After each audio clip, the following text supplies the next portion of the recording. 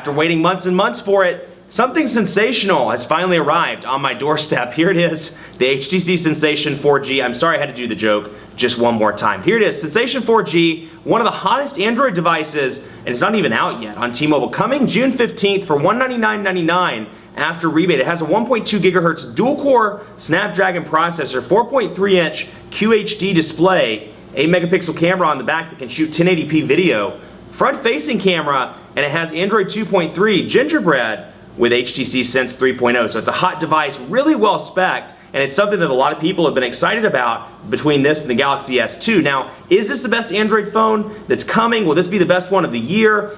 Is it going to live up to the hype? We'll find out that and more in the full review. But first, special thanks to our friends at Best Buy because they're going to hook us up with phones just like this that we can give to you in the One Paw Bandit game. So when you go into Best Buy Mobile, you walk out working. They'll help you set up your web, your email, and more. But let's check this sucker out. HTC Sensation 4G. Is this the device to get? Should you go with the Galaxy S2?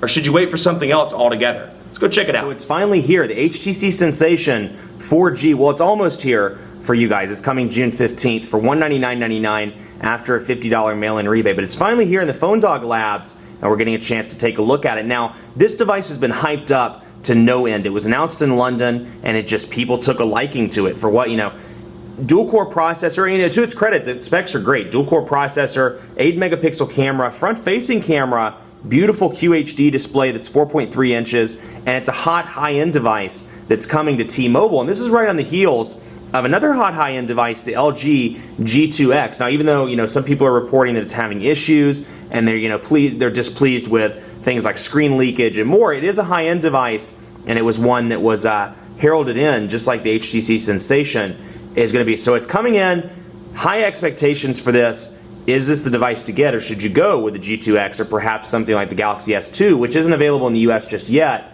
but is rumored to be coming, and of course you can buy it through retailers like Expansis USA and at some point Amazon, I believe. So, which one should you go with? Well, we're going to try to find that out at least a little bit in the review. So here it is, HTC Sensation, like I said, $200, excuse me, after $50 mail-in rebate. And specs-wise, you've got a nice device here. 1.2 gigahertz dual-core Snapdragon processor. You have an 8-megapixel camera on the back with a dual LED flash that's capable of shooting 1080p video. And you've got this beautiful design as well. I don't mean to veer off on the specs list, but look at this design. It's absolutely beautiful. This is kind of interesting. It's a two-toned gray back with this metal strip that runs through. And then over here, beautiful QHD display, 4.3-inch curved QHD display. And you can't really tell. You can tell on this one even less than you can with the Nexus S. It's hard to tell that it's curved, but you feel it when it's over here on the sides. You put your hands like that. And when you're up at the top as well and you're doing something like scrolling the notifications bar down to the bottom. So front-facing camera, Android 2.3. So Gingerbread out of the box with HTC Sense 3.0 as evident by the new transition effects you can see and more. So revised OS, or new OS rather, revised version of Sense. And all in a pretty hot package here. That's just an absolutely gorgeous device. So, who knows what live up to the hype. We're going to find it out in the review. But first I want to show you how this battery cover pulls off. There we go. See that the battery cover actually encompasses the top part here. So it encompasses that. So when the battery cover's off, it's got this nice kind of separation here. And they just do a really good job with things like that. HTC's really, you can tell that they put a lot of pride in the build quality of this device. And it looks good. 8GB micro SD card pre-installed as well, so it supports up to 32 gigabytes if you wanted to add one. So you can see how it pops right back in. It just slides under there, sits right back in to the battery door. So up here on the top, 3.5mm headphone jack, power button, volume rocker over here on the left, typical HTC form. Excuse me, micro USB charging port on the bottom, nothing down there, and then of course your camera on the back and your front-facing camera on the front, obviously. So I want to touch really quickly, now that we're out of the way of the design, Android 2.3 with HTC Sense 3.0, and you can hear those weather animations. There are new weather animations. We'll pop that in just so you can see. I'm not doing it nearly as well as Sense does it, but you get the idea. We can go through the demo. They've really revised, everything. Ground up, in Sense 3.0, a lot of changes. Let's go into thunderstorms. That's a good one. So you can see cool animations. Let's go to rain, too. That's another good one. Fog's pretty cool. But one concern, I'm not going to spoil the review too much, but one concern I've had about this device, for a 1.2 gigahertz dual-core powered device, there's a little bit of a lag and that's evident when you're doing certain things. So you look at that versus a Galaxy S2 or a G2X that really, they don't have any lag, and that presents a case to go with something else as opposed to this. So not saying that this isn't a great device, but I have been a little bit just mildly disappointed. So it comes with Android 2.3, Gingerbread, like I said, with Sense 3.0, and you see a lot of changes, not only in Gingerbread, but it's really masked by Sense 3.0. So a lot of changes in Sense 3.0. One you're seeing right now, the transition between the various home screens. So you still have 7 home screens, but you'll see a lot of little differences, like how the screens fade in and fade out, how they're flipping around like that as opposed to just coming in. Click back on that, and you can see the carousel-like effect that we saw on the Evo 3D at CTIA, which is also running Sense 3.0, and on the Evo View 4G that we saw at CTIA as well, that's also coming to Sprint. So you can play around with that all day long, and those spin around. And you can really see they put a lot of care into the animations here. For example, when I start to scroll, you see over here on the clock it has a little rotation dial, and you can see when I scroll over right here, you can see, let me get it to where you can see PM. You can see how it shows the P's behind. So a lot of work, a lot of detail in the animation of these devices. And also you can really tell a difference in the QHD display. 4.3 inches, and it's QHD. It's high resolution. It looks good. The fonts have been improved. Let me get it zoomed in here and wait for it to focus so you can see how the fonts look. A little bit bigger there. You can see Gmail messages, contacts. I don't know how well it's showing off on the camera, but mark it, all of these things, the font is just slightly bigger and higher resolution. It's something you can tell, it's noticeable. And then in addition to that, you see new capacitive buttons here, a slight change to the home button. The home looks a little bit different, and you can see this over here, the little customization button, and then you can see the menu button has changed as well. Now you come in here, and this is very reminiscent of the Droid Incredible 2 here with the way the icons scroll up and down. So you can see instead of scrolling one by one, line by line, it scrolls section by section. So when I click it once, it takes the entire section down, and you can see it showing over here, entire section down again and again. And down here you have all apps frequent and downloaded, so you can isolate your apps by stuff obviously you've downloaded, things that you open quite a bit, and then all of your apps. Now outside of that, you still have the usual customization options, list, share, you can remove apps, and you can sort those as well. So you still have those, but then where you'll see a difference, and if you worked with Inspire or the Thunderbolt, you'll see the similarities here, but it builds on HTC Sense 2.0 with HTCSense.com and HTC Hub. So we'll go in here and take a look. Gone is the boring, Sense 1.5. Let me pull out the merge just so you can see a difference here between the Sense builds. We'll go over here, click on that. Here's how the old Sense looked, Sense 1.5. Here's how 2.0 and 3.0 look. This is running 3, like I said.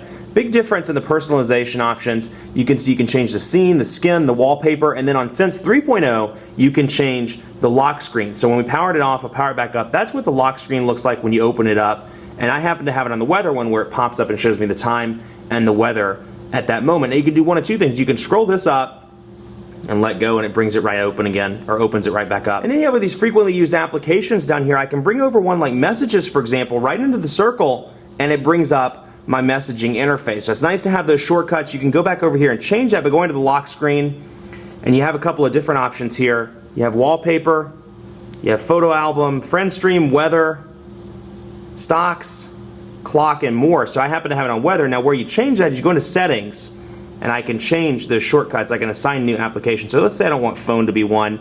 I can change it to something else.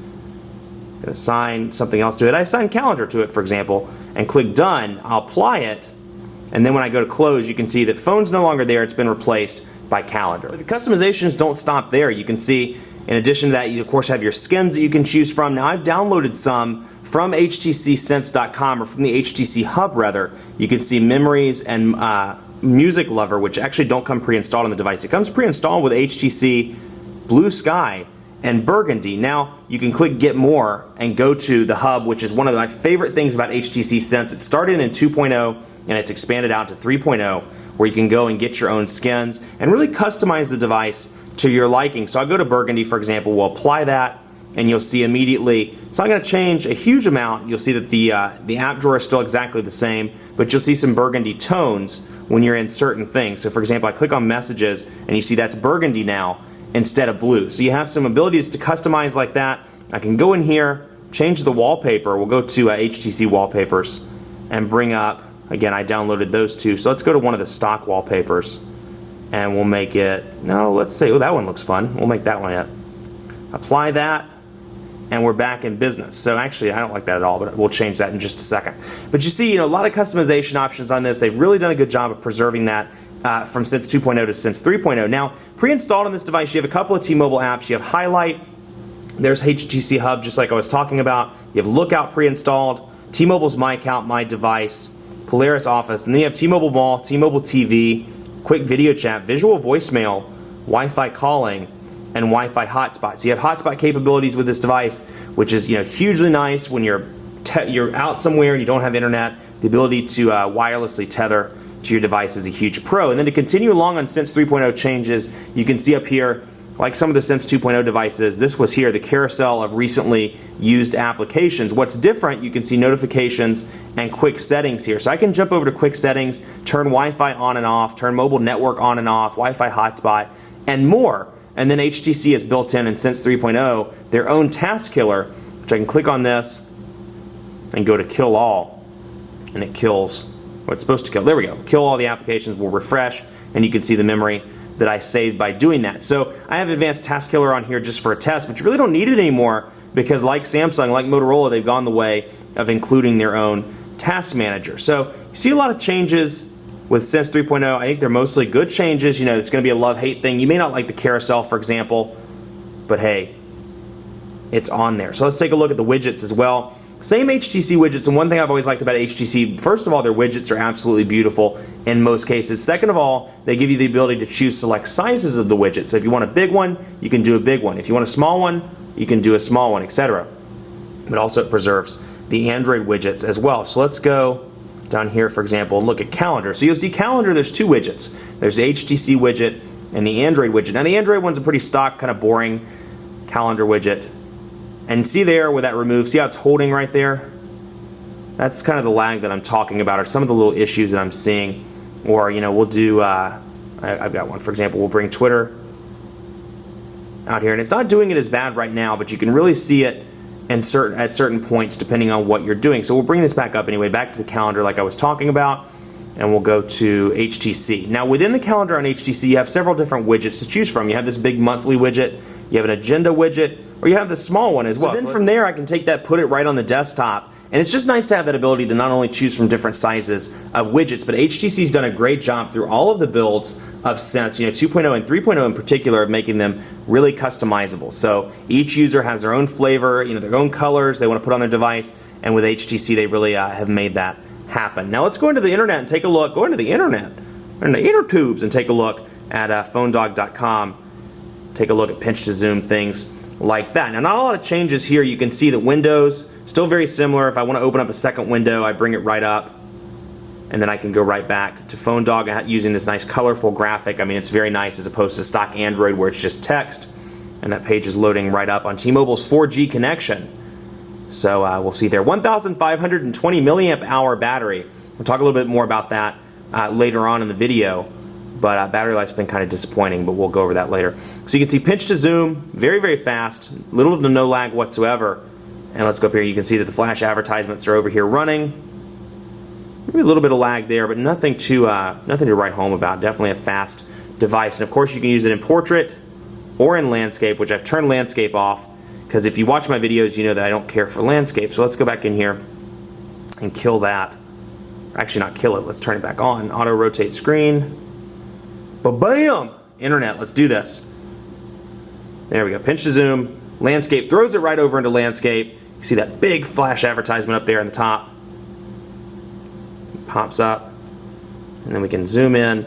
So all in all, pretty reasonable, pretty fast. But you look at it and you're like, for 1.2 gigahertz dual core device, it doesn't seem any faster than some of the 1 gigahertz single core devices out there in the market. I mean, I can name a list of devices that run as fast as this that are still single core processor based devices. So it's good, don't get me wrong, but it's nothing exciting or nothing that really puts itself ahead of the pack, at least in internet browsing speed. Now other things include refresh, you can RSS feed stuff, overall menu looks exactly the same. But that's the browser.